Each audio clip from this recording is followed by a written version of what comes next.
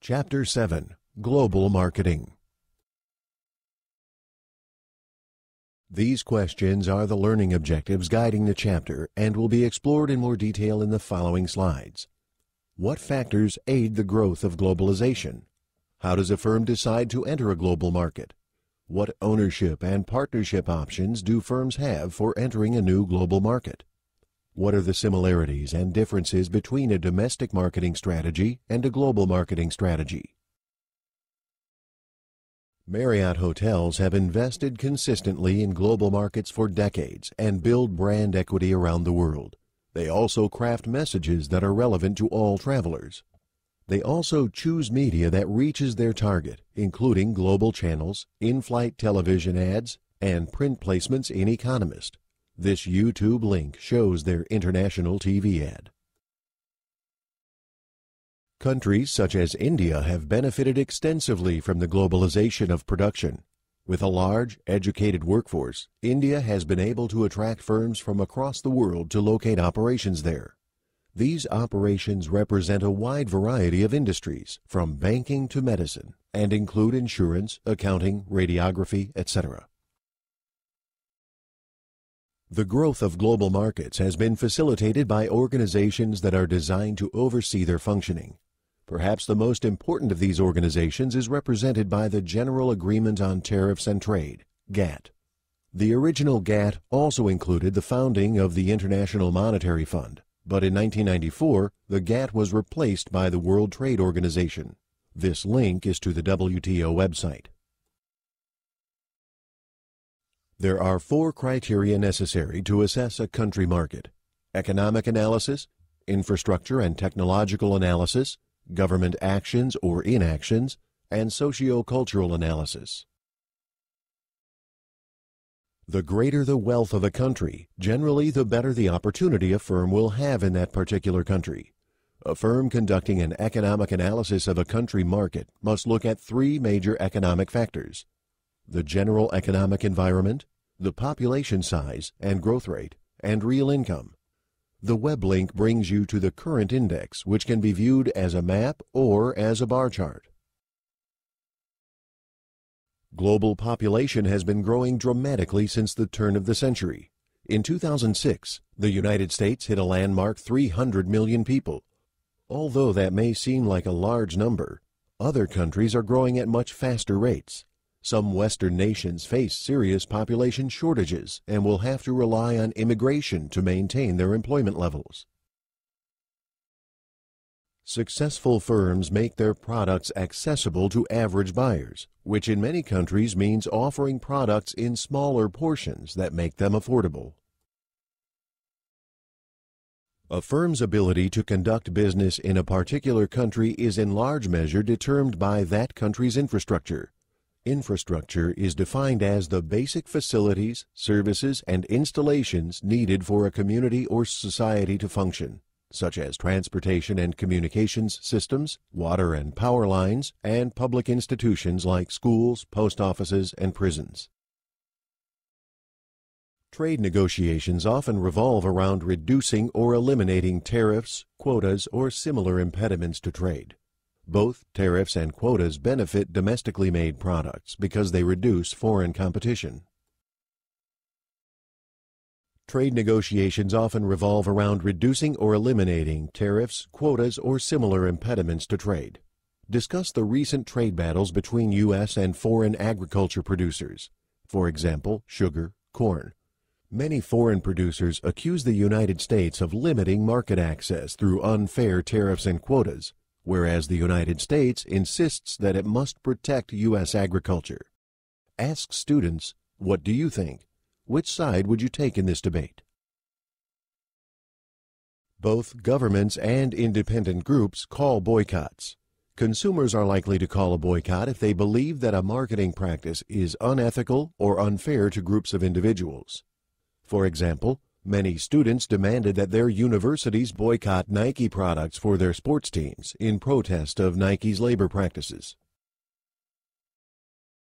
Exchange rate refers to the regulation of a country's currency exchange rate, the measure of how much one currency is worth in relation to another. A method of avoiding an unfavorable exchange rate is to engage in countertrade. Countertrade is a trade between two countries where goods are traded for other goods and not for hard currency. Marketers must consider the trade agreements to which a particular country is a signatory or the trading bloc to which it belongs. A trade agreement is an intergovernmental agreement designed to manage and promote trade activities for a specific region, and a trading bloc consists of those countries that have signed the particular trade agreement. The European Union is an economic and monetary union that currently contains 25 countries. The European Union represents a significant restructuring of the global marketplace. By dramatically lowering trade barriers between member nations within the Union, the complexion of the global marketplace has changed.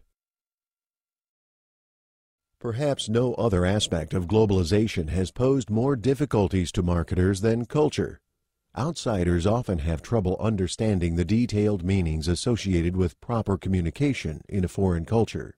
One important cultural classification scheme that firms can use is Geert Hofstede's dimensions concept. Hofstede believed cultures differ on 5 dimensions: power distance, uncertainty avoidance, individualism, masculinity, and time orientation. When a firm has concluded its assessment analysis of the most viable markets for its products and services, it must then conduct an internal assessment of its capabilities. After this internal assessment, the firm must choose its entry strategy. Many firms follow a progression in which they begin with less risky strategies, such as export and franchising, and move to increasingly risky strategies as they gain confidence in their abilities. Given your awareness of Spanish culture, why might this ad be effective? How is it different than a U.S. ad? The answer is that it is not that different at all. Now check yourself. 1. What are key metrics that can help analyze the economic environment of a country? The general economic environment, the market size and population growth rate, and real income. 2. What types of government actions should we be concerned about as we evaluate a country? Tariffs, quotas, boycotts, exchange controls, and trade agreements. 3. What are 5 important cultural dimensions? Cultural dimensions include power distance, uncertainty avoidance, individualism, masculinity, and time orientation. In each strategy, the risks and rewards change. As risk increases, so do the potential rewards. Exporting represents the lowest risk level for the firm. This continues as you increase the risk and control of the entering firm. Direct investment represents the greatest risk and control, and the greatest potential reward. Now check yourself. Which entry strategy has the least risk and why? This entry strategy requires the least financial risk, but also allows for only a limited return to the exporting firm.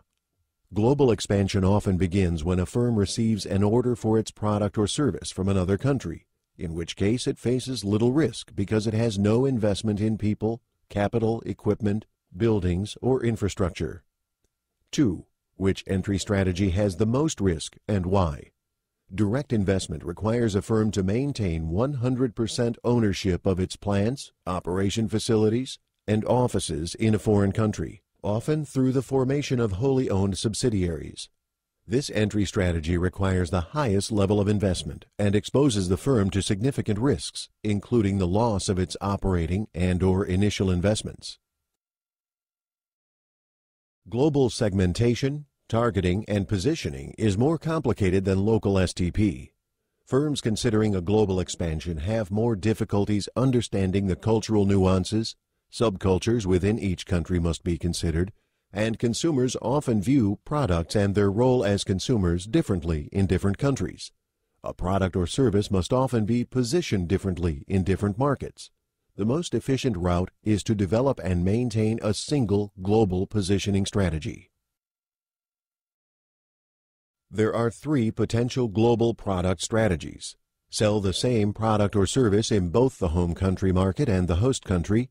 Sell a product or service similar to that sold in the home country, but include minor adaptations, or sell totally new products and services. Products at the extreme ends of high tech, such as electronics, computers, software versus paper and pencil, or high touch, that is, luxury goods, jewelry versus staple products, continuums are easy to standardize, but those in the middle generally require varying levels of adaptation to local markets. Determining the selling price in the global marketplace is an extremely difficult task. Many countries still have rules that govern the competitive marketplace, including those that affect pricing. Other issues, such as tariffs, quotas, anti-dumping laws, and currency exchange policies, can also affect pricing decisions. Whole Foods is focusing on the shopping experience and playing up its mystique from the U.S. They have staff to answer consumers' questions and offers more choices than other organic retailers. In addition, they offer services including facials and chair massages. Delivering products to local retailers can be incredibly difficult and frustrating. Infrastructure issues often prevent traditional distribution methods and require creative adjustments. Global firms must find distribution strategies that enable them to reach even really remote markets. For instance, Avon sells and delivers cosmetics to customers using canoes. This YouTube ad is for FedEx and shows how international distribution can be difficult for many companies. How do firms market their products in countries with very low literacy levels? Imagine you are promoting a new soft drink. How would you do it without written communication? Now check yourself. 1. What are the components of a global marketing strategy? Determining the target markets to pursue and developing a marketing mix that will sustain a competitive advantage over time. 2. What are the 3 global product strategies? 1. Sell the same product or service in both the home country market and the host country. 2. Sell a product or service similar to that sold in home country but include minor adaptations. 3. Sell totally new products or services. A boycott pertains to a group's refusal to deal commercially with some organization to protest against its policies. Cultural imperialism is the belief that one's own culture is superior to that of other nations. Exchange control refers to the regulation of a country's currency exchange rate, the measure of how much one currency is worth in relation to another. The purpose of the General Trade Agreement on Tariffs and Trade, GATT, was to lower trade barriers such as high tariffs on imported goods and restrictions on the number and types of imported products that inhibited the free flow of goods across borders. Infrastructure is the basic facilities, services, and installations needed for a community or society to function. A quota designates the maximum quantity of a product that may be brought into a country during a specified time period. A tariff is a tax levied on a good imported into a country. A trade agreement is an intergovernmental agreement designed to manage and promote trade activities for a specific region.